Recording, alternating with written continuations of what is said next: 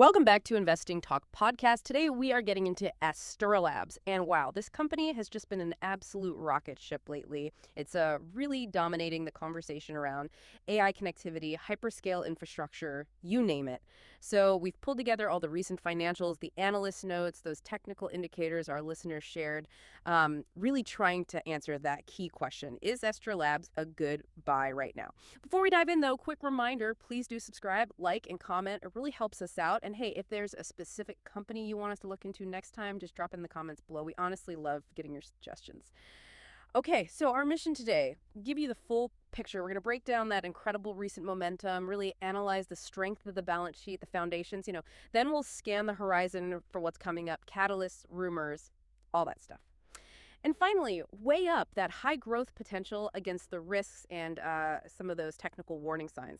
Let's start with the momentum. Astera has just been on fire. I mean, if you've glanced at the stock chart, you know this has been a classic momentum story, especially since midsummer. Yeah, back in July 2025, the stock just went on this stunning run, right? It was up, 27.46% in just 2 weeks. Right, and the trading volumes were way up, too. Exactly, elevated volumes. And what was fascinating, technically speaking, was the validation that came with it.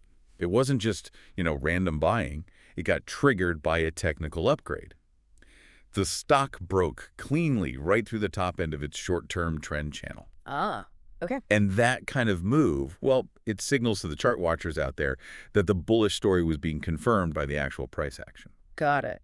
And that positive feeling, it seemed like it just rolled straight into August. That's when we saw the institutions really piling on, wasn't it? Yeah, the analyst community gave it that stamp of approval. It was reiterated as a strong buy by, I think, 16 analysts. So broad confidence there. Right, 16 analysts. But here's the bit we have to wrestle with, the point you flagged from the sources. Their average 12-month price target was $150.47, which, actually implies pretty significant downside from where the stock was hitting those record highs recently. Yep. So wait a second. If analysts are shouting strong buy, but their target is way below the current price, isn't that a huge red flag? Are the analysts just totally behind the curve, or is the market maybe getting a bit irrational here? Well, that's a really good question, and I think it speaks directly to just how fast Astera is growing. Yeah. The velocity is incredible. I mean, the market's just moving faster than maybe some of those traditional valuation models can keep up with. Okay. Look at the underlying business expansion, right? For the trailing 12 months leading up to August, the numbers were, frankly, astonishing. Revenue hit $605.55 million. And crucially, net income flipped positive, $100.16 million. Wow. So the analysts, they're validating the operational success, no doubt, but maybe they're struggling a bit to price in the future potential in this whole AI connectivity boom. Right, that makes sense, the speed of it. And it's that operational scalability, that performance that kept the momentum going right into September. We saw more institutions accumulating shares, like Harbor Capital Advisors. They picked up over 4,500 shares just before the Q3 earnings report was due. And as of September 20th, the shares were still hanging out near those all-time highs. It's definitely a crowded trade right now, but you can see why, looking at the performance data. Okay, so the market clearly loves the story, loves the momentum. But, stories can fade fast. We really need to shift gears now from the stock chart excitement to the balance sheet. What's the actual foundation holding all this up? What did those Q2 2025 filings tell us? Yeah, good pivot. And robust might actually be underselling it. The revenue growth, it's primarily driven by their intelligent connectivity platform. For just the first half of 2025, net revenue was $365 million. That's H1 alone. Pretty impressive. And for a company that's still in what you'd call hypergrowth mode, the profitability is seriously impressive too. Absolutely. Look at the margins. Gross margin for H1 was 52.1%. Right. Which is actually up from 49.8% the year before. Yeah. That kind of expansion is a huge green flag, right? It signals they're getting more efficient. Maybe their product mix is improving. Definitely. And then the operating margin for the latest quarter was around 24%. All that flows down to a net income of $74 million just for the first half of 2025. Yeah. So, this isn't just growth for growth's sake. It's profitable growth. But the really unique thing, I think, about their financial health, especially compared to other fast-growing tech firms, it's that balance sheet structure. They have zero debt. Zero debt. I mean, think about that. For a company growing this quickly in the semiconductor space, which is super capital intensive, and especially right in the middle of this AI build-out, It's just astonishing. As of June 30th, 2025, yeah, $0 outstanding debt. That gives them enormous financial flexibility. Huge. Totally. And they're sitting on this massive pile of cash and short-term investments, too. $928 million. Wow. Supported by $115 million in operating cash flow just in the first half of the year. That's basically a war chest, isn't it? It means they can fund their own innovation, ramp up R&D, maybe even scoop up some targets, all without needing external cash or diluting shareholders. That's a rare luxury. Precisely. And that cash, it goes directly into maintaining their edge, their differentiated position in high-speed connectivity components. We're talking things like PCIe, CXL, SerDes chiplets. For listeners, these are the really critical high-performance bits needed to link up all the CPUs and GPUs inside those massive data centers. The plumbing for AI, essentially. Kinda, yeah. And Astera sells directly to the big hyperscalers, the cloud OEMs. And they've got this patented software-defined platform, Cosmos, which helps them maintain that technical lead. Okay, so that technical moat seems pretty solid, but that leads us right back to maybe the biggest potential crack in the whole story, concentration risk. It's the elephant in the room, isn't it? Yeah. While their market position is definitely strong because of those deep ties with the Tier 1 customers, Right. their reliance on just a handful of hyperscaler customers is, well, it's significant. It's a major factor. So if one of the big guys decides to bring chip design in-house or maybe pivots to a different connectivity standard. Exactly. And that kind of technological shift could happen really quickly in the AI race. Yeah. You could hammer Astrolab's results almost overnight. That's the structural weakness you have to weigh against those strong financials. Right. That concentration risk is definitely something any long-term holder just has to accept, I guess. Okay, but looking forward now. Let's pivot again. Let's focus on the next, say, 3 months. We've talked past performance, current foundation, what's on the calendar, what events might drive this stock now? Well, there are some known short-term catalysts coming up. Okay. The single biggest one, the most critical near-term event, has got to be the Q3 2025 earnings announcement. That's scheduled for November 3rd. And given where the stock's trading, expectations are just sky high. For revenue, for margins, everything. So a miss could be brutal. Oh, yeah. If they miss estimates, or even if they just issue guidance that doesn't quite meet that really optimistic consensus, the market reaction could be very sharp, very swift. Okay, earnings on November 3rd. What else? We also have some more technical events on the radar. Yeah, there's a major ETF rebalancing scheduled for October 4th. Right. And then the institutional holdings updates are due around October 30th. Right. Those can cause short-term swings. They can. Just the mechanical adjustments by funds can create volatility, separate from the company's actual performance. Sure. And then you've got the usual late quarter reports, the seasonal holiday demand update in late October, and then the Q4 outlook and the analyst roundtable discussions usually happen late November. Standard stuff.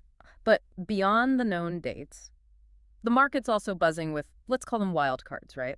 Speculation that could potentially have an even bigger impact than earnings. Absolutely. This is where the risk-reward picture gets really interesting, I think. Okay, lay it on us. This is where it gets really juicy, isn't it? There are these unconfirmed but pretty persistent reports, talks about ongoing negotiations for AI chipset expansion partnerships with some of the big hyperscaler cloud providers. That's the one. Now, if they manage to convert just one of those speculative deals into a solid multi-year contract, that would dramatically reduce the concentration risk we were just talking about. It would lock in future revenue streams. Huge potential impact. Massive. Okay, what else is bubbling under the surface? Well, there's also significant market chatter about the company becoming increasingly eligible for S&P 500 inclusion. Ah, the index play. Exactly. Given their market cap now, their liquidity, if they get added to the S&P 500, that triggers a wave of forced buying from all the index funds that have to own it. Right, automatic demand. And we've also heard whispers about Astrolabs chasing some potentially large international data center contracts, particularly in Asia. That would signal some nice geographic expansion. Okay, and the last wild card, the one that always hangs over fast-growing tech like this. M&A speculation. Acquisition interest, yeah. Persistent rumors that maybe a larger semiconductor player might want to snap them up. Right. M&A talk can definitely send a stock soaring, offers that immediate pop. But, you can never invest just based on takeover rumors. It's purely speculative. True. Okay, so we've got all this enthusiasm, these potential catalysts, these rumors. But we need to balance that, right? Let's look at the technical picture again and those underlying structural risks. Yeah, exactly. The momentum's been great, undeniable. But the technical signals right now are suggesting maybe a bit of caution is warranted, especially if you've got a shorter time horizon. Right. So let's look at the chart signals. As of, September 19th, the price closed at $245.20. Shares are trading a full 25% above the 50-day moving average. I mean, that's pretty much the definition of strong upward momentum. It is. Strong trend. But the September trading range has been wild, hasn't it? Between Yeah. $182 and $245. And resistance seems pretty tight, right around that $250 to $255 level. Yeah, it's been volatile. But here's the key cautionary flag, I think, especially for short-term traders.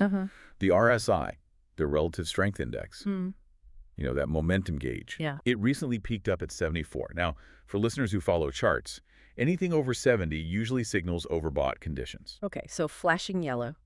Flashing bright yellow, maybe even orange. A reading like 74 often precedes either some choppy volatility or maybe a period of consolidation, a pullback, even if the underlying business story stays strong. Gotcha. And that technical warning is compounded by the fact that volatility itself has spiked, right? The 30-day realized vol is up over 50% annualized. Yeah, that's quite high, even for its peer group. And the AMI-D indicator, another one technicians watch for trend shifts.